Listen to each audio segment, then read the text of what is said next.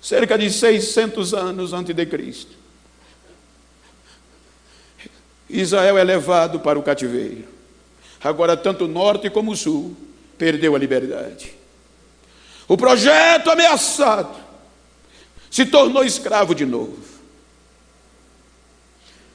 O investimento que Deus fez no berço espiritual, o homem não levou em conta. E Deus poderia desistir.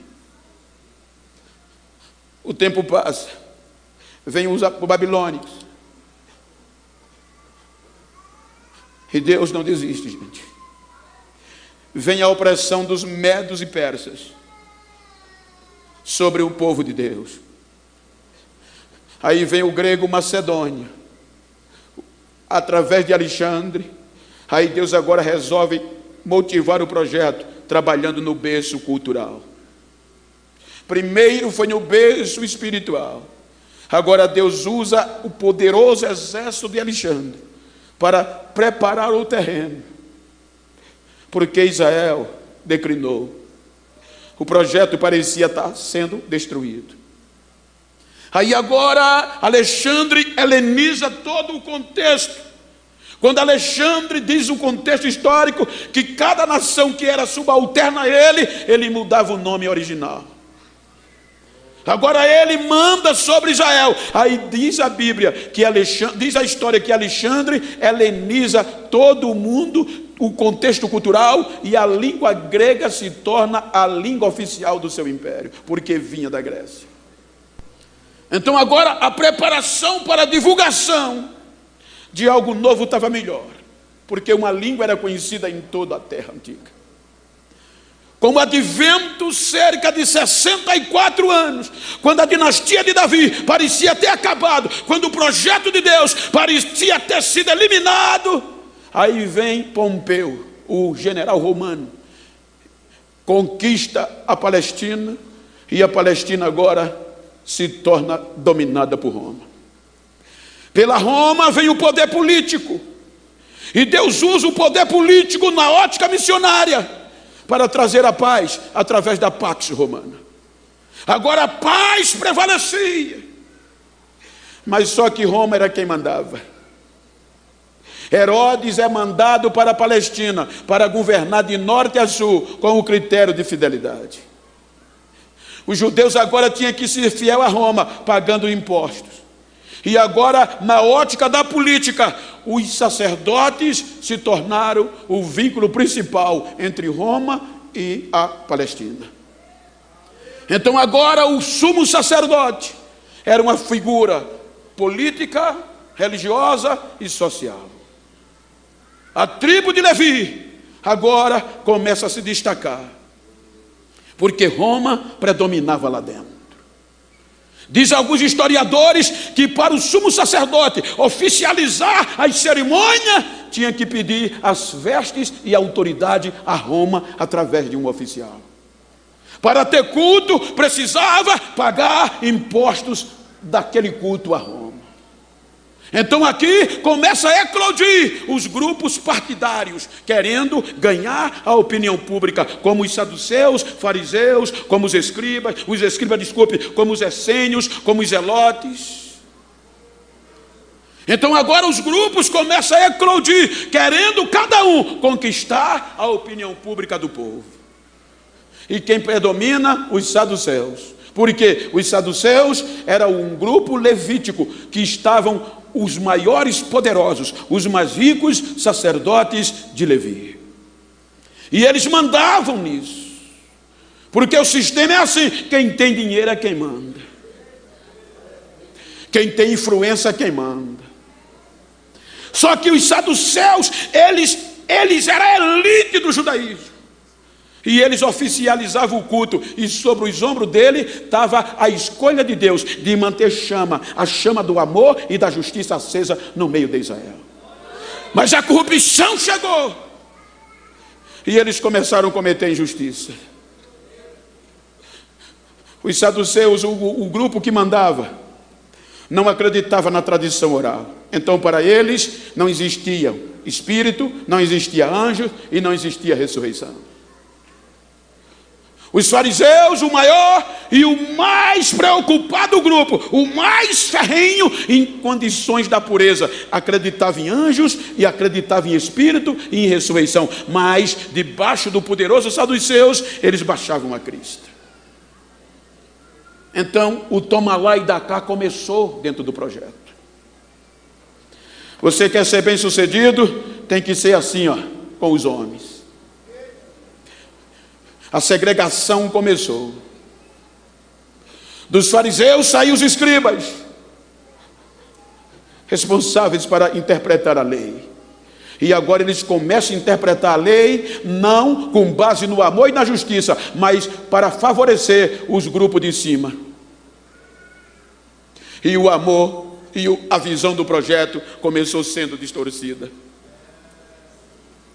Os levitas, para não morrer de fome, tinha que tomar conta da porta, tinha que oferecer água, tinha que cuidar da roupa da alta cúpula.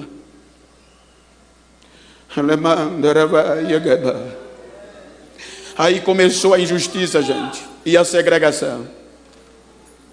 Eles começavam a valorizar só o grupo de cima, alto escalão, os saduceus, médio escalão, os fariseus, baixo escalão, escriba e levita. O resto estava abaixo da média. Eles chamavam o resto dos judeus palestinos povo da terra, e na maioria do povo da terra eles descartavam como impróprio, como os impuros e como os pecadores, os próprios judeus. Por exemplo, eles diziam que os analfabetos eram impuros e não tinham direito sagrado, porque eles não sabiam ler, e se não sabiam ler, eles não conheciam a lei, e se não conheciam a lei, eram malditos.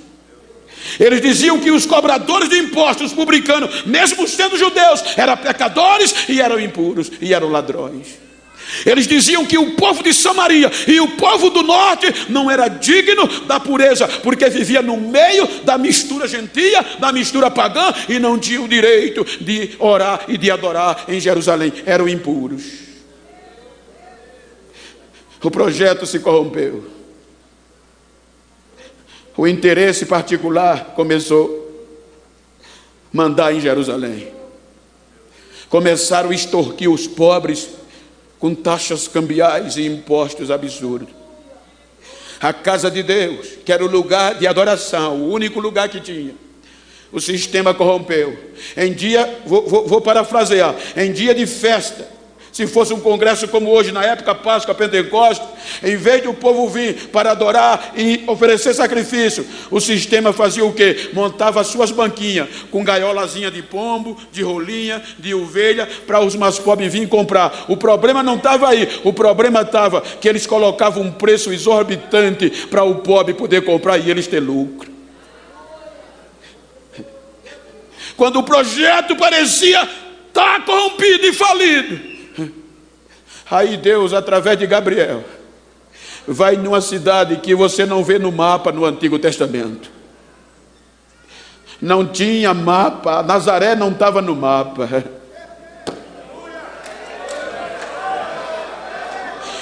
Diga para quem está ao seu lado: Deus não precisa de mapa para achar um missionário.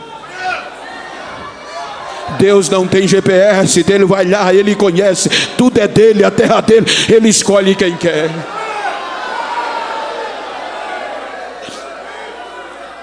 O anjo Gabriel vai a Nazaré,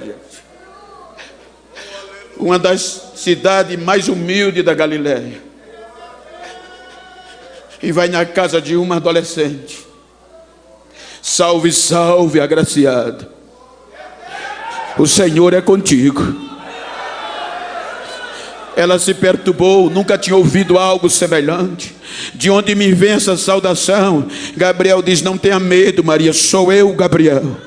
Eu assisto diante de Deus. Ou seja, Deus me enviou a você para dizer que no teu ventre vai nascer um menino.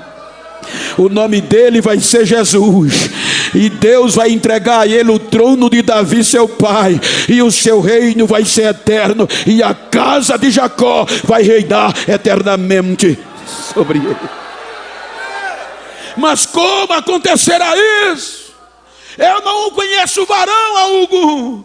Se preocupa não, Maria, a sombra do Espírito Santo vai vir sobre você, e o ente santo que for gerado em você vai ser chamado Filho do Altíssimo, vai ser chamado Emanuel, poderoso, Ele está vindo.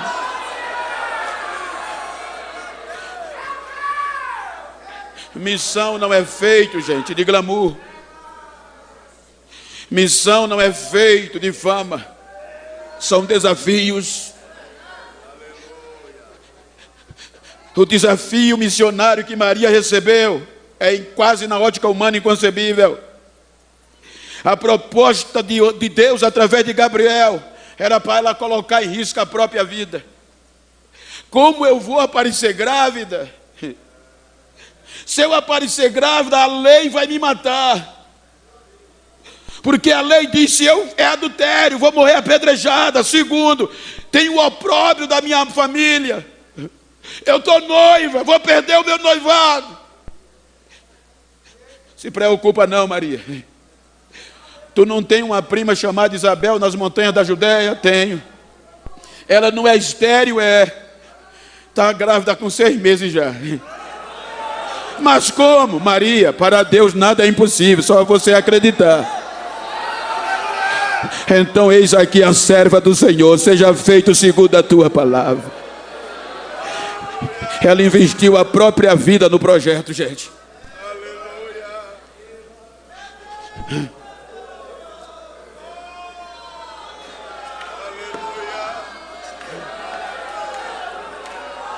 Ela investiu a própria vida, investiu o seu futuro, colocou na mão de Deus. Eu estou aqui, Senhor, mas como ser humano, como eu vou ter certeza que foi Ele que me chamou?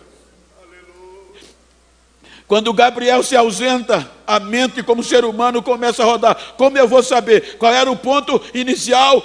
Eu vou ver se é verdade, se a barriga de Isabel está grande. Se ela estiver grávida, foi Ele que me chamou.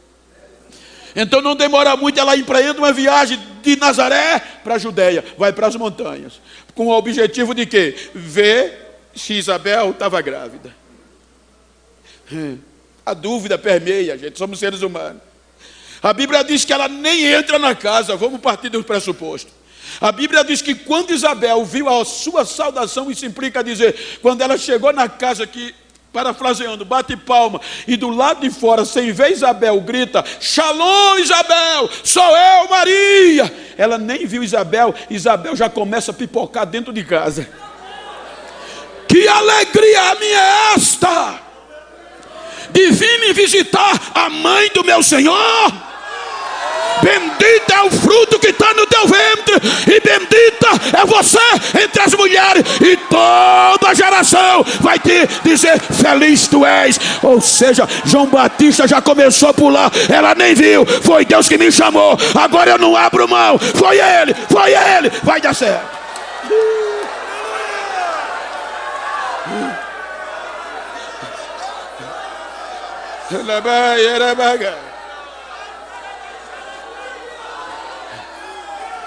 O tempo não mata o projeto. Jesus nasce. No seu nascimento, Herodes já o tem como ameaça e quer abafá-lo. Mata todas as crianças de 2 anos para baixo. O anjo vai lá e diz, José, pega a mulher e o menino e vai para o Egito. Há estudiosos que dizem que o Egito vai ser recompensado por isso. José vai para o Egito, leva Jesus e Maria. Herodes faz uma chacina total, carnificina em Jerusalém. Mas Deus preservou o projeto. Herodes morre, o anjo vai lá e diz, José, pega o menino e Maria pode voltar, que Herodes já é morto. Diga para quem está ao seu lado, eu estou com dó de quem se levanta contra esse projeto.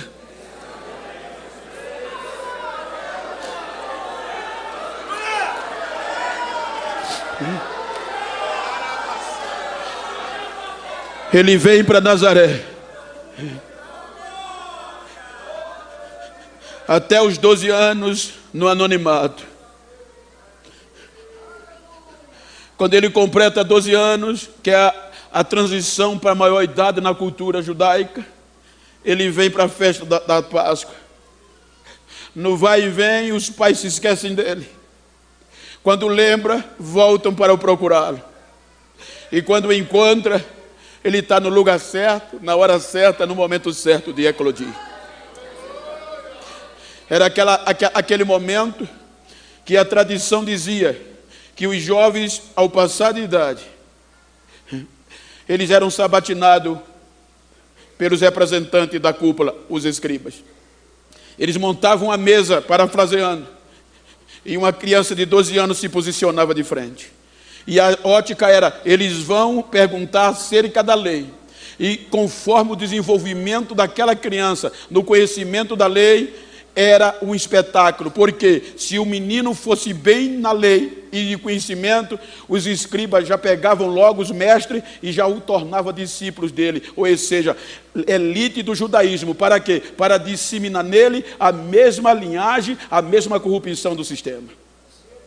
Então eles escolhiam como chamar, como Riel e outros que eram top dos mestres na época. Aquele menino é bom, já chegava lá, você vai ser meu discípulo, você vai aprender comigo. E a função do discípulo era ser igual ao mestre ou maior do que ele. Era disseminar a visão e o jugo do mestre. O jugo era o contexto do conhecimento e dos ensinos de cada mestre. Aí Jesus naquele dia deu um show de Bíblia.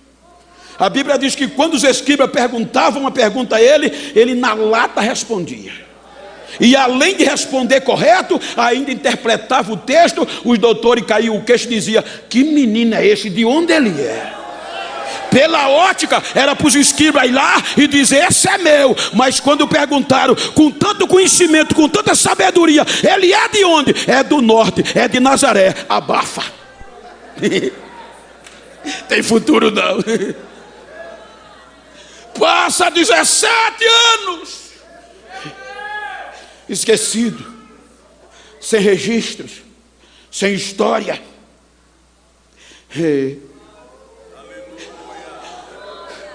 O projeto morreu, o projeto sumiu.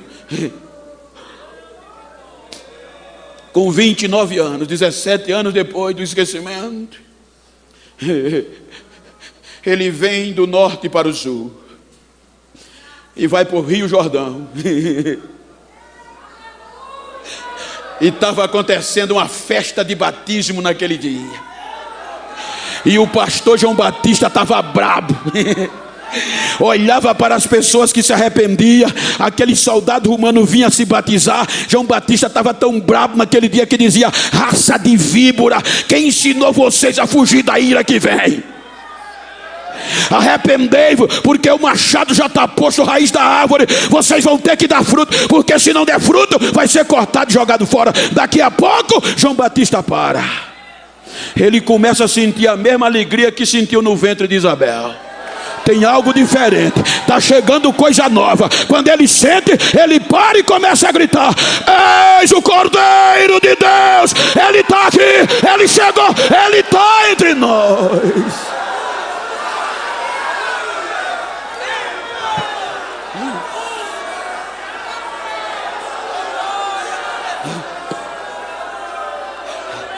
Ele vem, é batizado, resiste à tentação, em síntese.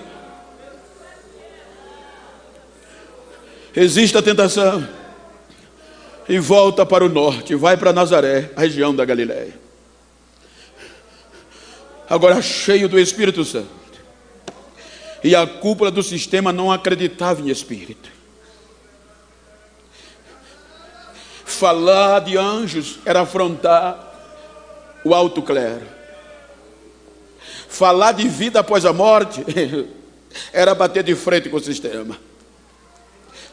Aí agora ele começa a formar um grupo de missionários.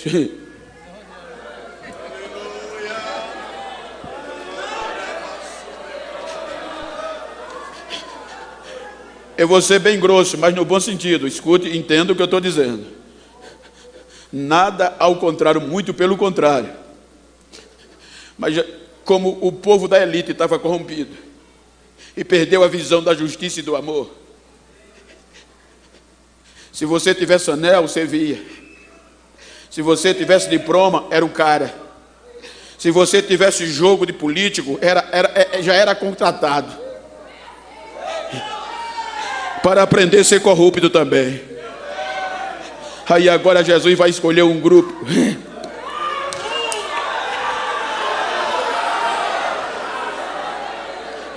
Que segundo os psiquiatras, os psicólogos dizem que ninguém acreditaria nesse grupo. Só que Joséfo diz que esse grupo que Jesus escolheu, na sua maioria, eram da Galileia. Só um que não era. Eles eram experimentados no trabalho. O sol quente, a chuva, o frio e o calor não desanimava eles. Eles eram acostumados com a braveza do mar, com calo na mão. Eram trabalhadores. Joséfo diz laboriosos. Joséfo diz que eles tinham outro fator predominante: patriotismo. Ou seja, eles brigavam pelo terreno que acreditava. Eles defendiam a pátria que vivia, dava vida por ela.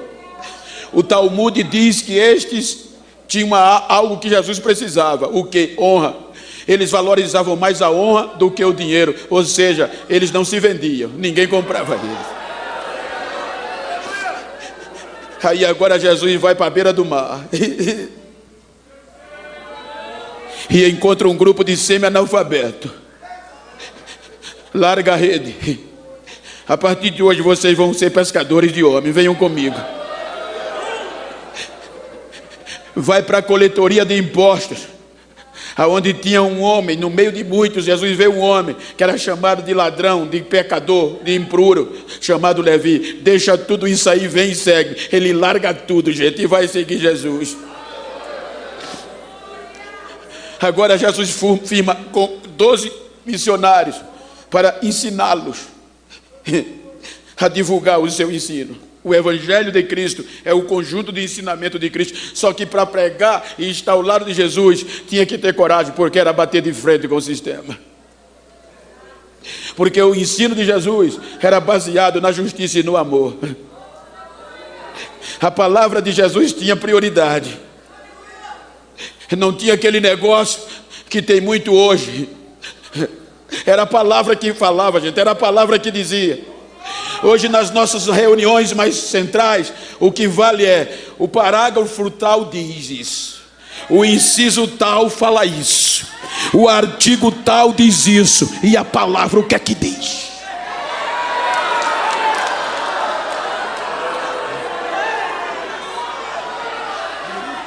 Mas a palavra vai bater de frente. Ela sempre bateu e sempre venceu. Quando dá prioridade à palavra, tem batismo, tem cura, tem renovação, tem culto animado, tem culto fervoroso.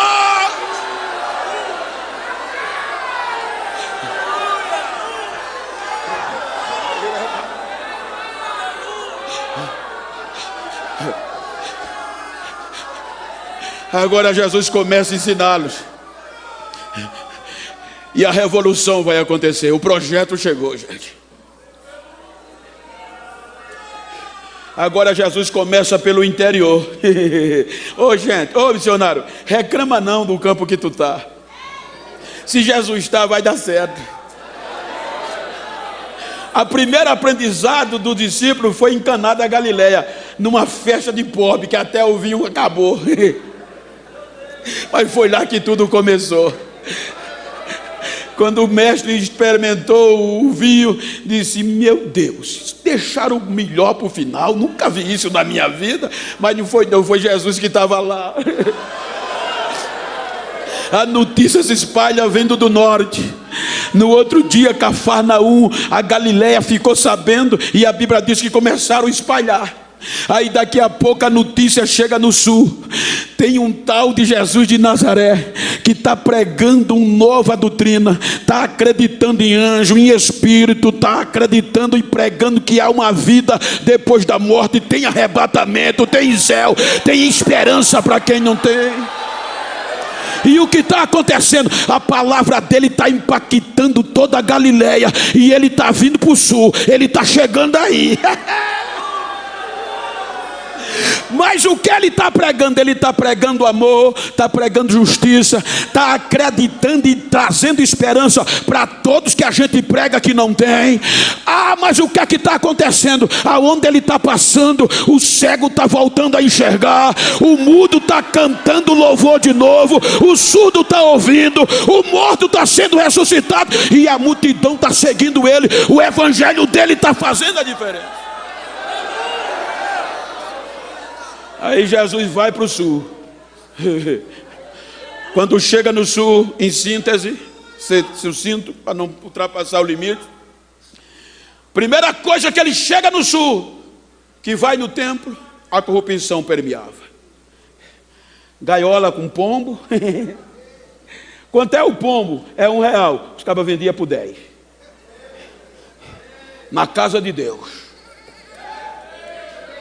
Quanto é essa camisa do Congresso? Custou 10, estou vendendo por 60.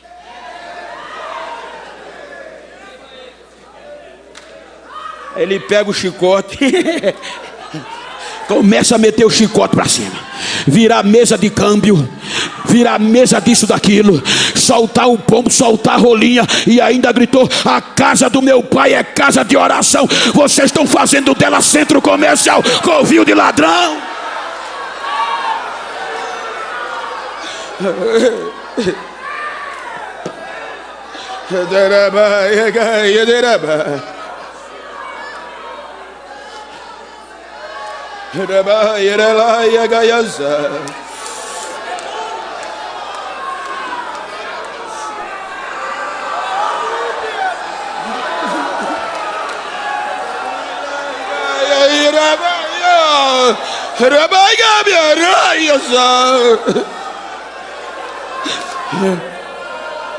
A justiça e o amor chegou.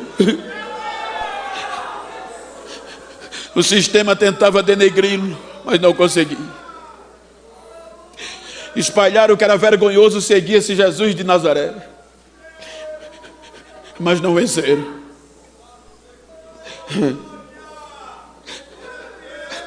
99% dos que seguiam Jesus era só ralé.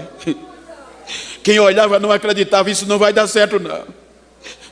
Ex-prostituta, ex-aleijado, ex-cego, analfabeto no meio, vai não, viu?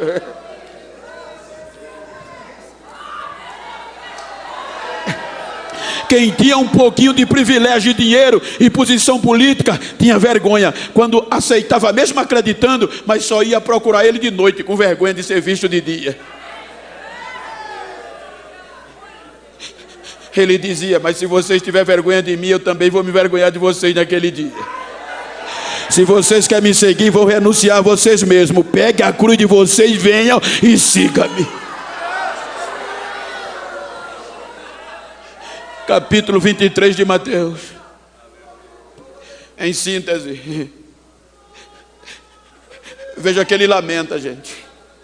O capítulo 23 de Mateus é um lamento final. Ele diz: ó Jerusalém, Jerusalém, tu que matas os profetas e apedreja os que são enviados a ti. Quantas vezes eu quis te juntar debaixo das minhas asas, como a galinha junta os seus pintinhos, e você não quis. Ele chorou.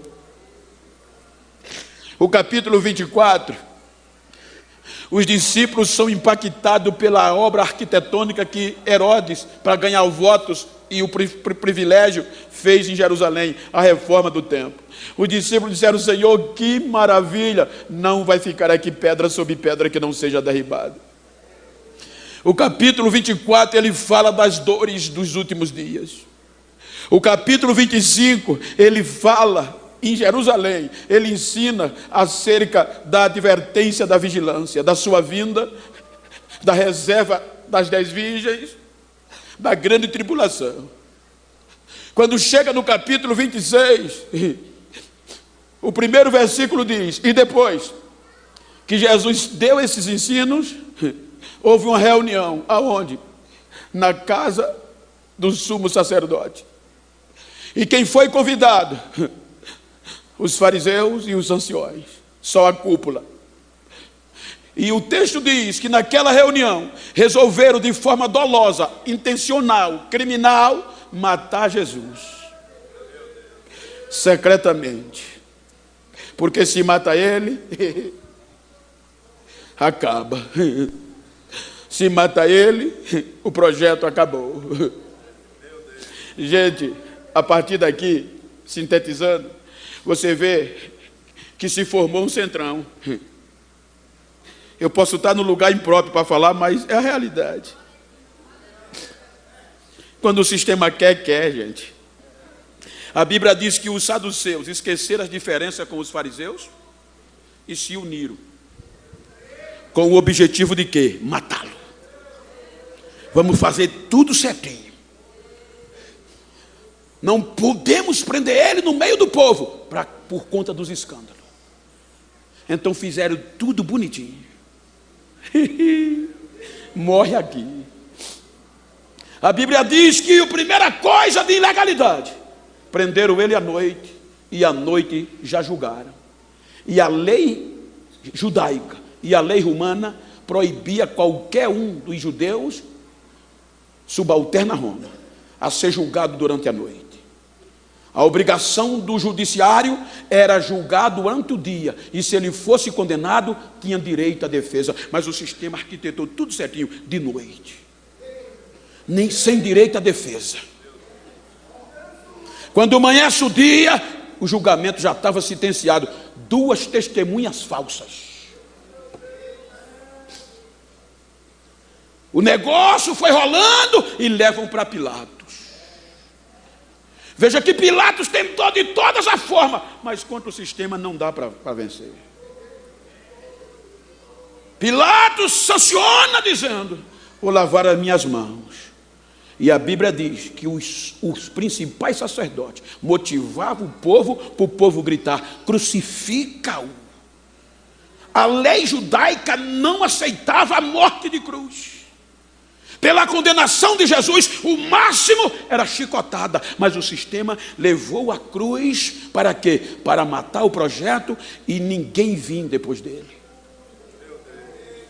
Foi tudo bem arquitetado.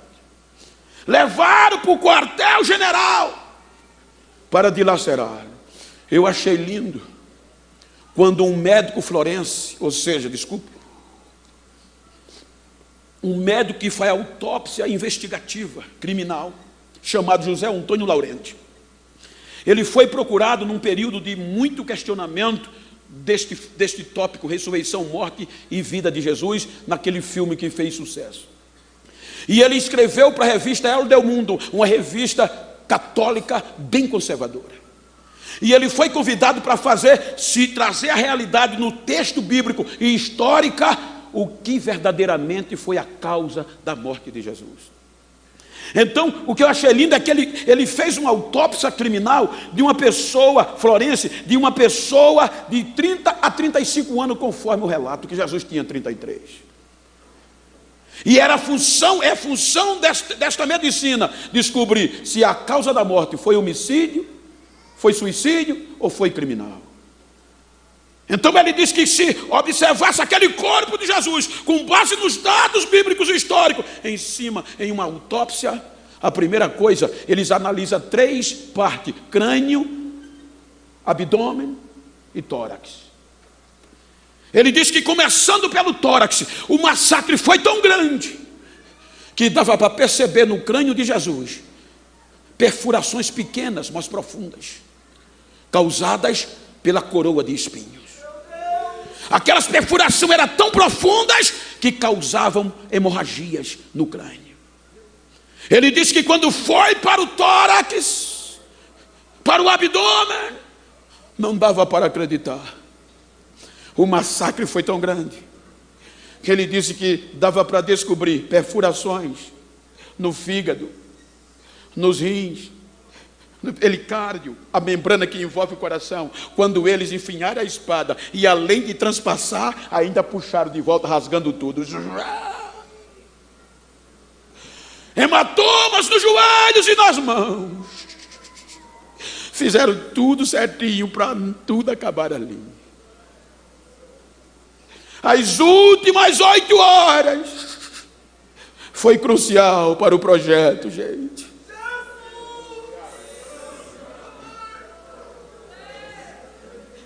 Por isso, o que a gente sofre hoje por esse evangelho não é nada diante do que foi acontecido.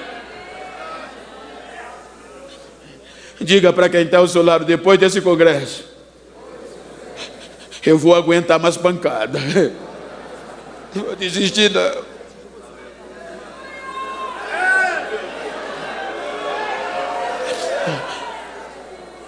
Sangue e água. Nona hora, diz Mateus, 3 horas da tarde, o sistema se anima, porque 3 horas da tarde, a notícia chega no sistema: acabou de falecer. Mas como? Foram quebrar os ossos e ele já está morto, nem precisou quebrar os ossos. Ele já faleceu. Aí vem as últimas 3 horas. Segundo a história, era sexta, sábado era o dia sem trabalho. Então qualquer corpo que fosse pendurado tinha que ser tirado antes das 6 ou até às 6, porque depois não podia por causa do sábado. Por isso que ele quebrava as pernas, para se não tivesse morrido, morrer. Quebrava os ossos. Agora, quando dá a 10ª hora, 9, 3, 14 horas da tarde, a notícia chega do sistema: ainda está pendurado. Ninguém veio buscar ele, não? Não. Ah, que bom. Porque a ótica histórica diz que se até 6 horas não aparecesse ninguém para tirar o corpo ia ser jogado na vala comum como indigente. E quando um corpo era jogado na vala comum, acabava a história. Morria ali, nem genealogia podia contar. 4 horas da tarde, ainda está lá? Está, 10ª hora. 10ª hora, 5 horas da tarde, o corpo ainda está pendurado? Tá, não apareceu ninguém, acabou a história. No cair da tarde, do 10ª hora, de 5 às 6, a última hora. Só falta 1 hora, está lá, ainda está. Só falta 1. No cair da tarde, aparece alguém. E diga para quem está ao seu lado: projeto missionário, gente. Diga: projeto de missões. Se é de Deus, não vai para a vala não, gente. Eu vou profetizar agora. Se você é um projeto de Deus, pode massacrar, pode pisar, pode arrancar o coração, mas para a vala não vai. Não vai não. Não vai para a vala.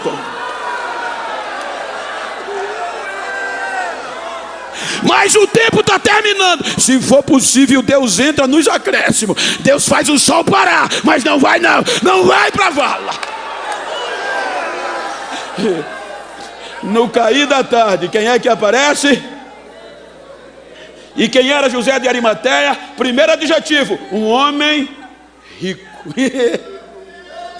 Não era fraco não. No cair da tarde, José vai a quem? Era senador da República. Ele vai direto para Pôncio Pilatos com um requerimento. Que você quer, Zé? Chamar Zé, como nordestino. Eu quero o corpo daquele homem que está no meio. Gente, isso aqui é uma lição tão grande para a gente.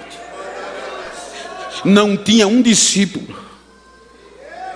O projeto é demais, gente. Às vezes a gente reclama, a gente não investe. Esse homem investiu num cadáver, gente. Para todo mundo, até para o texto, era um cadáver. Mas José viu algo diferente. Eu vou investir. Vou jogar minha semente aqui. E só quem podia tirar era com a ordem do governador. Aí a Bíblia diz que Pilatos sanciona e manda uma ordem que entregasse o corpo de Jesus a José.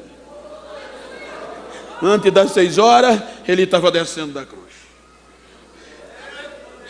Ele envolve num pano de linho.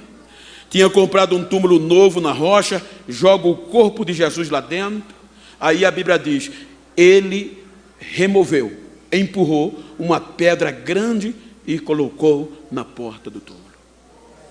Veio a noite.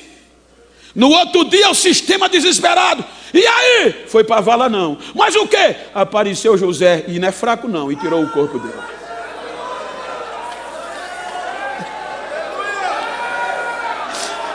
Está no túmulo. Mas a pedra está só encostada, pode acontecer roubo. Pode continuar a leitura do texto em apreço? Que o texto diz: no outro dia, depois do dia da preparação, os principais sacerdotes e os fariseus foram na casa de Pôncio Pilatos e disseram a ele: já que o corpo não está mais, vamos proteger. Pilatos, a gente lembrou que aquele mentiroso disse que ia ressuscitar no terceiro dia, está escrito. Então dá ordem para a gente guardar o sepulcro até o terceiro dia. Aí Pilatos diz: a escolta está aí, faça o que vocês quiserem. Segundo historiadores, uma escolta, dependente de ser judaica ou romana ou do templo, era composta de 10 a 30 soldados. Aí o texto diz que eles pegaram os soldados, foram até o sepulcro. Já como o primeiro dia foi dolorido, o segundo dia foi pior. Eles pegaram o lacre com o anel do procurador. Pá! Além de deixar os soldados, lacraram a pedra que José só deixou encostada. E esse lacre violar, irmã Diana, era a mesma coisa de cometer um crime gravíssimo. Ninguém de sã juízo podia se aproximar daquele lacre que era representativo de Roma. O lacre foi posto, acabou. Os soldados, imagina para os discípulos, a notícia foi tão catastrófica que um hino diz que nem um pássaro cantava e nenhuma voz se ouvia. E foi nisso, eu já disse e volto a dizer, foi nisso que o carnaval desse ano em São Paulo se baseou e pegou fama. Quando uma das mais principais escolas de São Paulo trouxe esse tema para o Sambódromo. E eles começaram a divulgar no palco do Sambódromo a morte e Jesus e o diabo, o inferno. E quando eles terminaram a apresentação, não fizeram como a gente: Jesus levanta e a morte. Não, na apresentação dessa escola de samba, Jesus terminou a apresentação com a cara no chão e a morte e o inferno pulando, rodeando e dando louvores perto dele.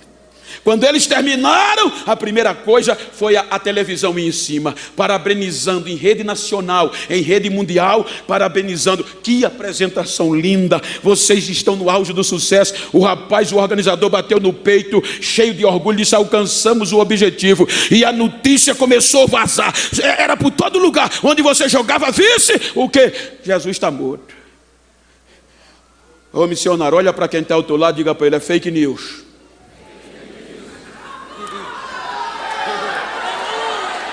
É fake, é fake, porque no terceiro dia, ainda de manhã, Deus resolveu quebrar o lacre, Deus resolveu quebrar e revolver a porta. No outro dia de manhã, último dia, Maria Madalena e a outra Maria vai ao sepulcro.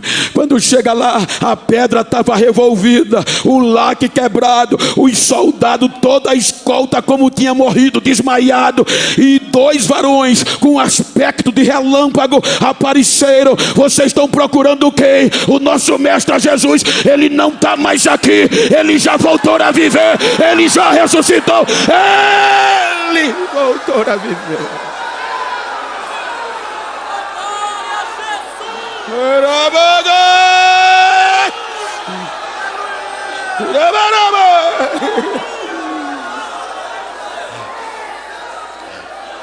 Me ajuda aí.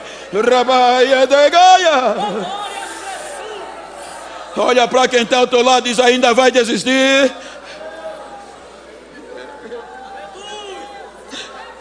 A notícia se espalha, gente. E eu quero dizer o que eu já falei, e se eu pudesse falava toda hora. O que é missões? Jesus ressuscita, e a notícia do seu grupo missionário era as piores possíveis. Pedro desistiu, Senhor. Os discípulos de Emaús, Senhor, estão revoltados. decepcionado. Disseram que não vão mais se envolver com missões. Tem futuro não. Jesus ressuscitado. A primeira coisa que ele diz às mulheres: diga a meus irmãos que eu não desisti deles. Eu vou atrás dele na Galiléia. Eu vou atrás deles.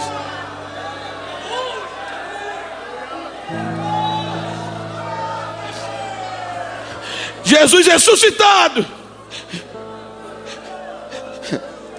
Ele coloca o pé na poeira de novo. Ele percebe que 2 missionários, tristes, desanimados, de Emaús, desistiram do projeto. A decepção, a frustração, a pressão psicológica, arrumaram as malas e disseram: vamos voltar para casa, desistir disso, tem futuro não. E a Bíblia diz que eles voltavam pelo caminho para Emaús, reclamando, falando e discutindo acerca do assunto. Aí Jesus entra na conversa no meio, coloca o pé na estrada de novo e diz: vocês estão conversando sobre o quê? Por acaso tu és o único que não sabe das coisas que aconteceram nos últimos dias? Quais? Sobre Jesus Nazareno, um homem poderoso em obras, em palavras, usado por Deus. Olha o que é que eles dizem: como os nossos sacerdotes mataram ele. Se bem que algumas mulheres que andavam com a gente disseram que ele ressuscitou, mas ponto.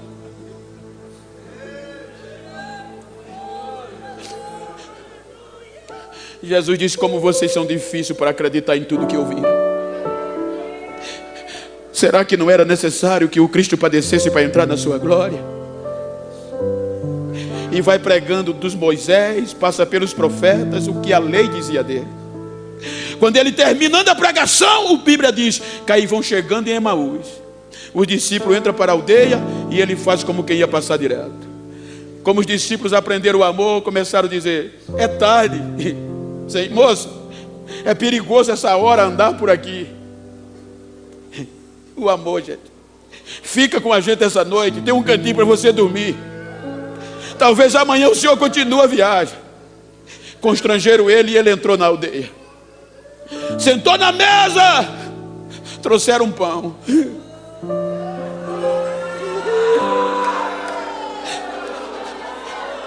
No partir do pão, os olhos se abrem.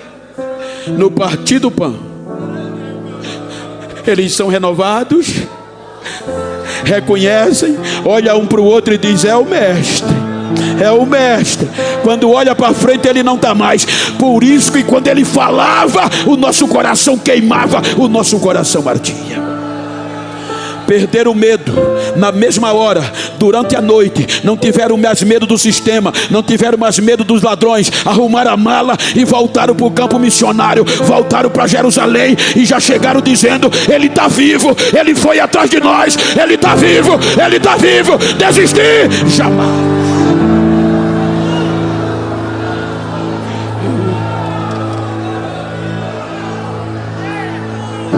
Vai atrás de Pedro.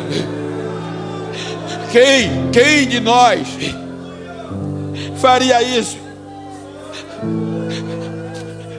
Qual de nós teria coragem de espraguejar contra um pastor presidente?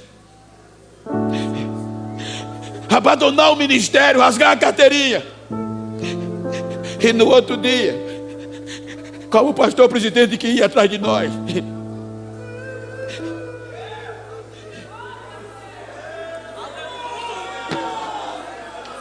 Porque não adianta só fazer congresso, gente.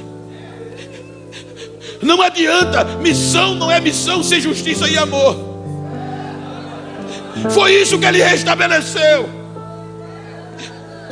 Antes dele ir, ele fez o único pedido: pai. Ele fez um requerimento: pai, eu estou indo para o senhor, mas eu quero fazer um requerimento.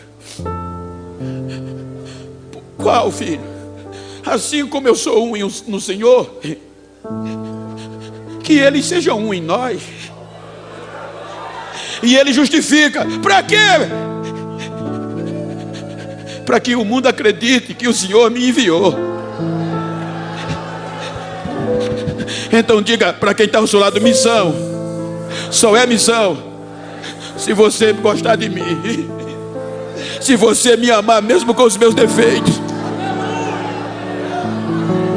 A gente está acostumado a pregar, a gente entre aspas, bem verdade, a pregar, fazer congresso, culto de desviado. Não no caso aqui, estou falando de uma forma específica. Mas você sabe que não é fácil ser crente na conjuntura atual. Tem gente aqui com 30, 40, 50 anos de fé, ou até mais, e você sabe quanto você rala para estar aqui. Mas você não é super crente. E tem hora que você falha, é ferido, e a primeira coisa que a gente costuma fazer é deixar para trás. Eu conheço lugares que os crentes são proibidos de dar a paz do Senhor e de falar com quem foi ferido. Serve mais não. Não foi isso que Jesus fez. Os discípulos de Emaús estão revoltados, desistiram, estão dizendo que perderam a fé. Pedro espraguejou, o Senhor ouviu, não sobrou um. Tomé desviou, não é mais crente não. Ele vai atrás de um por um.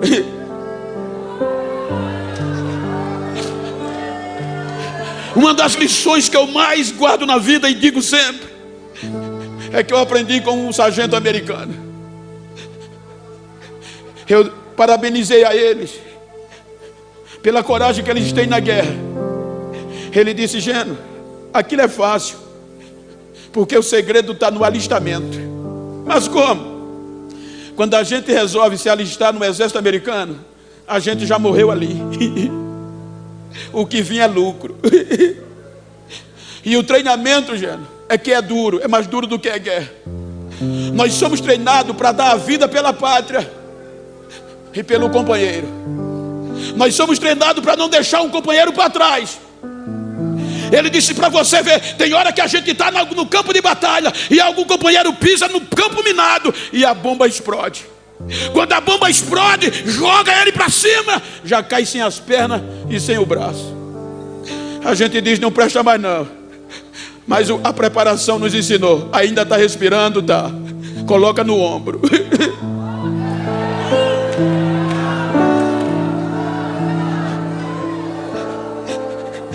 Ele se abaixa, pega os feridos e coloca no ombro e traz para o acampamento. Diga para quem está ao seu lado: não quero nem saber como você chegou nesse congresso. Diga: só tenho uma coisa para te dizer: se depender de mim, você não vai ficar para trás.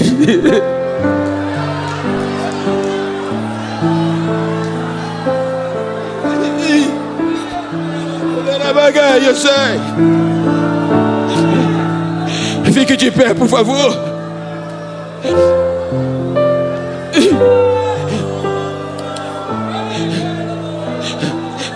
O projeto está vivo. Ide por todo mundo e pregai a minha palavra, acreditando em quem ninguém acreditava. Preguem.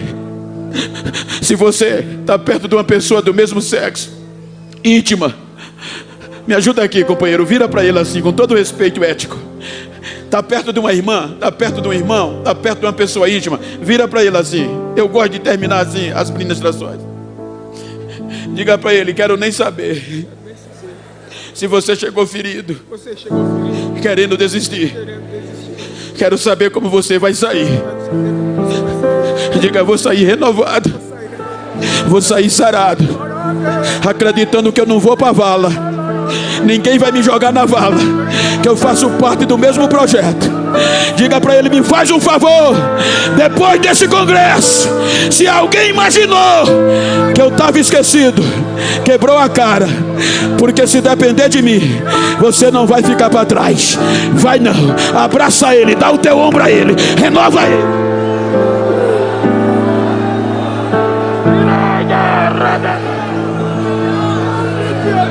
Abraça ele, Chora um pouquinho com ela, chora um pouquinho com ele. Talvez ele queira aqui chegando a desistir. Talvez ele chegou aqui querendo parar. Talvez ela queria parar. Você não vai parar. Não vai pra vala. O projeto está vivo. O projeto está vivo.